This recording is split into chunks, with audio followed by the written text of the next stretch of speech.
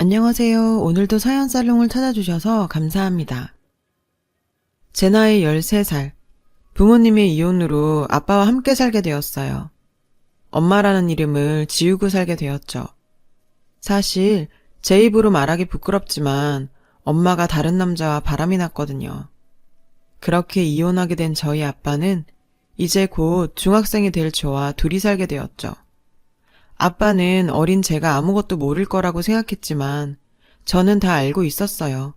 분명한 잘못이 누구한테 있는 건지를. 저 앞에서 애써 괜찮은 척하는 아빠를 위해 그 일 이후로 엄마 이야기를 해본 적이 없어요.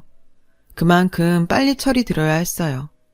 미대를 나온 아빠는 저를 키우기 위해서 불안정적인 화가의 꿈을 포기하셨어요. 동네에서 분식집을 하시면서 제가 엄마의 빈자리를 느끼지 못하게 서포트 해주셨고요. 저도 하루라도 빨리 어른이 돼서 아빠 어깨의 짐을 덜어드리고 싶었어요. 정말 코피나도록 공부했고 로스쿨에 진학해서 변호사가 되었죠. 변호사 면허증 나오는 날 아빠는 엄마 없이도 잘 자라줘서 고맙다며 눈물을 흘리시더라고요. 처음 보는 아빠의 눈물에 저도 아빠 품에서 6살짜리 아이가 된 듯 펑펑 울었습니다. 그렇게 시작한 변호사 생활은 어렵긴 했지만 배울 것도 많았고 아빠에게 조금이나마 보탬이 될 수 있다고 생각하니 힘들다는 생각은 전혀 안 들더라고요. 로펌의 막내 변호사로 일하던 저는 스타트업 회사의 특허 관련 자문을 맡게 되면서 한 남자를 알게 되었어요. 그저 좋은 프로그램만 만들면 된다고 생각한 의뢰인은 특허를 낼 생각을 못했고 다른 업체에서 먼저 낸 특허 때문에 2년 동안 밤잠 안 자며 개발해서 내놓은 어플이 특허 소송이 걸렸던 거죠. 시작도 못 해보고 개발비를 다 날릴 위기에 놓인 상황이었어요. 자세히 살펴보니 석연치 않은 부분들이 많더라고요. 그와 일주일에 2-3번 만나면서 소송 준비를 했고 재판 결과 승소해서 무사히 그가 어플을 출시할 수 있게 도울 수 있었어요. 재판 한 달쯤 후인가 그에게 연락이 왔는데요. 최 변호사님, 혹시 저 기억하세요? 저 신동훈이에요. 의뢰인들한테 전화 오면 대부분 안 좋은 일로 오는 경우가 많아서 무슨 일이 생긴 건가 하고 전화를 받았습니다. 그는 제 덕분에 어플이 대박 났다더군요. 꼭 한번 식사 대접하고 싶다고 했죠. 사실 그냥 저는 돈 받고 제가 할 일을 했을 뿐인데 식사 대접은 너무 부담스러워서 몇 차례나 거절했지만 그는 꽤나 집요한 구석이 있었어요. 그의 집요함에 못 이기는 척 식사 자리로 나가게 되었습니다. 그곳에서 그를 보고 2가지 놀라운 점이 있었어요. 소송 준비할 때 그는 그냥 계속 추리링 차림의 모습이었는데 한 달 만에 만난 그는 그때와 전혀 다른 성공한 사업가의 모습이 보이는 듯 했죠. 그 상황에 또 한 번 놀라고 웃긴 건 그가 최소 30대 중반으로 보이는 노안이라는 거였습니다. 사실 저도 로스쿨에 변시까지 준비한다고 고시원에서 박혀 고생했다 보니 한 노안한다는 소리 듣는 사람인데 그 역시 매일 컴퓨터 앞에서 코딩만 하다 보니 얼굴이 팍 사가버렸다고 껄껄 웃더라고요. 우리는 30살 동갑이었거든요. 참 특이하게도 노안이라는 공통점은 사이를 더 친밀하게 만들어줬어요. 가끔 소주 한잔 하는 사이로 발전하게 되었죠. 그렇게 1년간 애매한 관계가 지속되던 저희는 그의 고백으로 사귀게 되었어요. 나중에 알고 보니 그는 소송 당시 때부터 관심이 있어서 밥 먹자고 연락했고 1년간 계속해서 자기 마음을 드러냈는데도 공부한다고 고시촌에 박혀만 있다 보니 연애세포가 다 죽어버렸던 제가 1년 동안 그걸 알아차리지도 못했던 거였어요. 고백을 받고서야 저도 그에게 관심이 있었다는 걸 깨닫게 되었어요. 30 넘어 처음 해보는 연애는 너무나 설레는 일이었습니다. 그와의 결혼까지 꿈꾸며 행복한 시간을 보내고 있었던 어느 날 뜬금없이 18년 전 저와 아빠를 버리고 떠난 엄마가 제 결혼에 큰 걸림돌로 등장하게 되었어요. 슬슬 결혼할 나이도 되면서 남자친구는 자신의 엄마가 운영하는 카페로 저를 초대했죠. 예비 시어머니께 잘 보이고 싶었던 저는 미용실까지 가서 평소 잘 하지도 않는 메이크업까지 받고 찾아뵙게 되었어요. 예비시모께서는 남자친구가 제 자랑을 하도 해서 질투날 지경이었는데 제 모습을 보니 그럴만하다고 예뻐해 주셨고 집안에 변호사 하나 있으면 좋겠다고 생각했다면서 만족스러워 하셨어요. 긴장 많이 하고 있었는데 너무 환영해 주시는 예비시모 덕에 긴장도 풀리면서 이런저런 대화를 하게 되었습니다. 하하호호 좋기만 할 것 같던 분위기는 시어머님의 부모님 안부를 묻는 질문 하나에 얼음장처럼 차가워지게 되었어요. 그래 수연아, 부모님은 뭐 하시니? 아빠 엄마의 이혼이 부끄러운 건 아니었어요. 아빠는 저를 잘 키우셨으니까요. 그래도 어떻게 말해야 하나 잠깐 고민이 되더라고요. 어차피 결혼할 사이에 숨길 문제도 아니라고 생각해서 솔직하게 말씀드렸어요. 사실은 저희 부모님이 제가 어릴 때 이혼하셔서 지금은 아빠랑 함께 살고 있어요. 순간 예비 시모의 얼굴에 표정이 팍 구겨지셨는데요. 그래, 이야기 잘 들었다. 이제 그만 가보거라. 순간 냉랭해진 분위기에 저는 당황했고 남자친구도 분위기를 풀어보려 했지만 예비 시모는 자리를 떠나버리셨어요. 저는 도대체 이게 무슨 일인가 싶어서 어리둥절했죠. 이때까지만 해도 이게 우리가 결혼을 못하게 될 정도까지 커지게 될 거라고 생각도 못했죠. 남자친구는 걱정하지 말라더군요. 원래 성격이 불같으셔서 그렇다며 저를 달랬습니다. 저도 계속 결혼을 진행하기 위해선 그에게 저희 부모님의 이혼 이유에 대해서도 알려야 했고 이야기를 다 들은 그는 자신의 어머니에게 가서 잘 말해보겠다고 했어요. 그리고 며칠 후 그는 어머님께 잘 말씀드렸다면서 걱정하지 말고 결혼 준비하자고 하더라고요. 예비 시모와의 첫 만남 이후 찜찜하긴 했지만 더 이상 늦출 수가 없어서 결혼 준비를 진행하게 되었어요.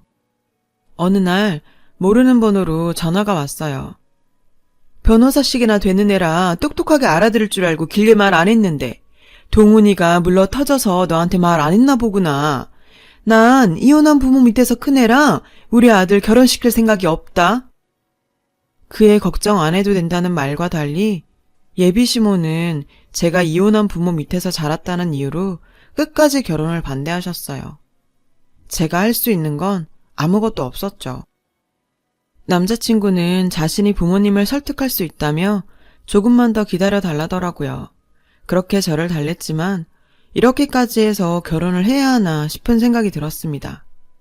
그날 이후 마음이 복잡해서 일도 손이 잡히지 않고 남자친구 만나는 것조차 불편해서 잠깐 시간을 가지고 있었어요.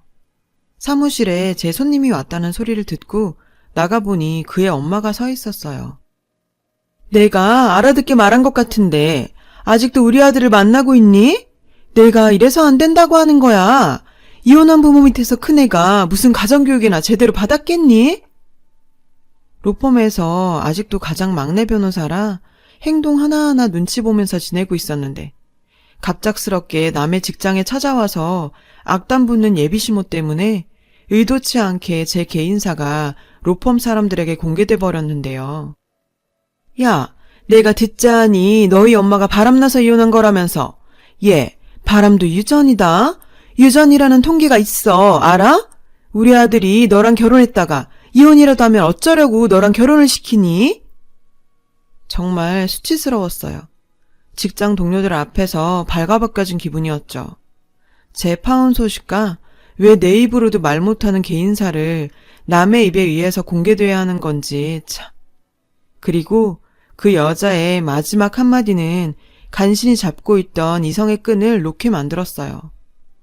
아참, 너희 아빠 자꾸 나한테 전화하지 말라고 해라. 결혼 못 시킨다고 알려주려 전화했더니 그 다음날부터 집착병 환자처럼 전화를 해대네.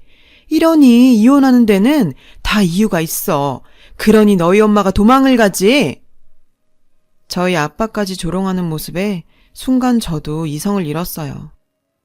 이 미친 X의 머리채를 잡아버렸는데요. 바깥에서 지켜보고 있던 동료들이 아수라장이 된 제 사무실에 들어와서 저를 뜯어 말려서 겨우 진정이 되었습니다. 나도 이 결혼 안 해. 너 같은 시어머니 모실 바에 내가 그냥 노처녀로 늙어 죽는 게 낫지. 이혼 부모 밑에서 커서 그렇다고? 당신 같은 쓰레기 부모 밑에서 큰 동훈 씨가 더 불쌍하네요. 직장에서 개인사가 적나라하게 드러나버린 저는 더 이상 그 로펌을 다닐 수가 없어 퇴사하게 되었습니다. 남자친구와도 결별을 고하게 되었어요. 남자친구는 이렇게 헤어질 수는 없다며 매달렸지만 더는 그 여자랑 엮이고 싶지 않았어요. 무엇보다 용서할 수 없는 건 저에게만 그런 모욕을 한 게 아니었어요. 그 여자는 저희 아빠에게도 전화해서 이혼 과정에서 자란 아이는 며느리로 받아줄 수 없다며 딸아이 정신 차리게 하라고 쏘아붙였답니다. 아빠는 자신의 이혼 때문에 제가 이런 대접을 받고 있다는 사실에 큰 충격을 받으셨다고 했어요. 어떻게든 문제를 해결해보고자 그 여자에게 이런저런 제안을 해봤다는데 그 여자는 저한테 얘기했듯 이렇게 집착을 하니 마누라가 바람피고 도망간 거라며 오히려 조롱을 했다네요. 아빠는 저에게 말도 못하고 끙끙 앓고 계셨던 거였어요. 이미 모든 걸 끝내고서야 알게 된 사실에 정말 손이 부들부들 떨렸지만 아빠가 그러지 말고 잊고 살라며 말리시는 통에 제 가슴속에 상처로 묻어두게 되었어요. 그렇게 3년이 흘렀습니다. 저도 그 일에 대한 기억이 흐릿해져 갈 때쯤 저와 아빠에게 지울 수 없는 상처를 준 그 여자를 생각지도 못한 장소에서 다시 보게 되었어요.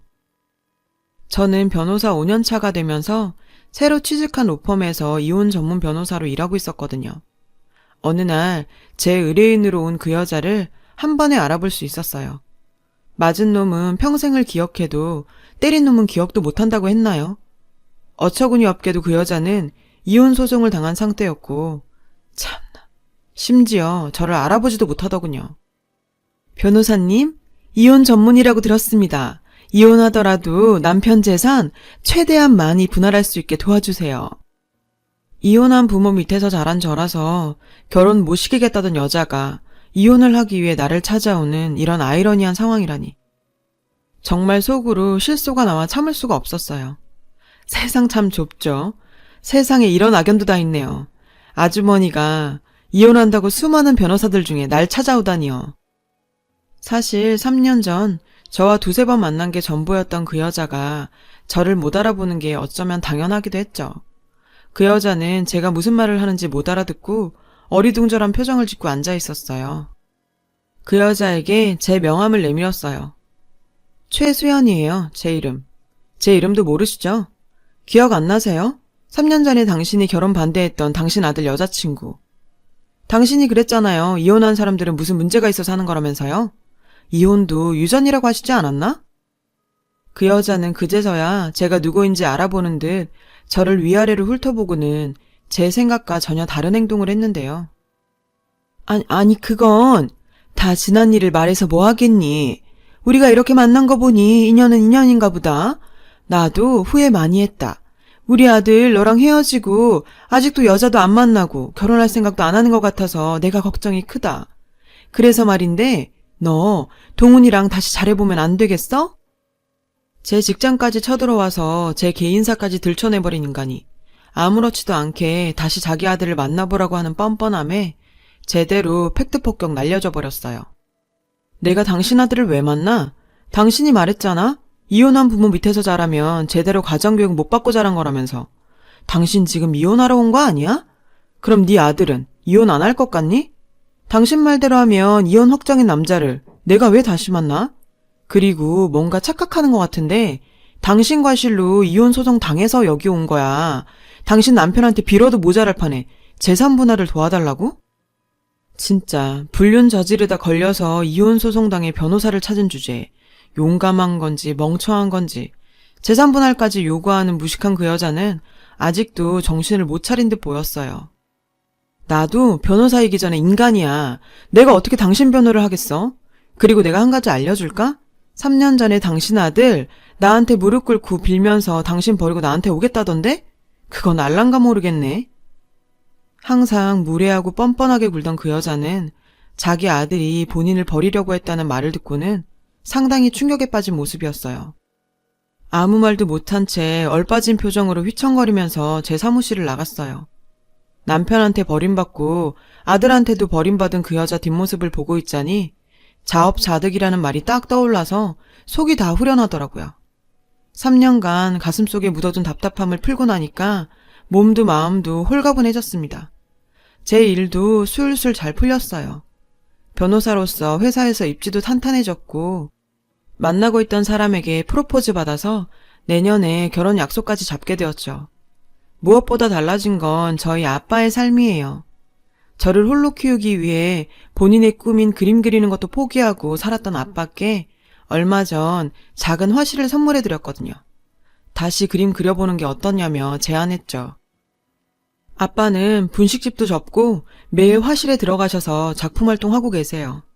그림 그리면서 행복해 하시는 모습을 보니 지금까지 제가 아빠의 삶을 뺏은 것 같아 너무 죄송한 마음이 들었네요.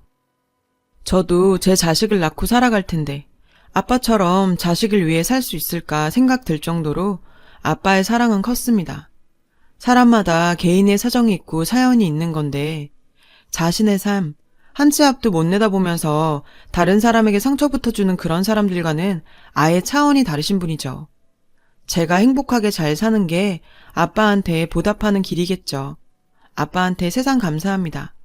이런저런 일을 겪고 두서없이 쓴 사연 들어주셔서 감사합니다. 좋은 일들만 있으시길 바랍니다. 여러분, 사연 댓글에 응원과 현명한 조언 부탁드려요. 좋아요와 구독은 저에게 큰 힘이 됩니다. 오늘도 좋은 일 가득하세요.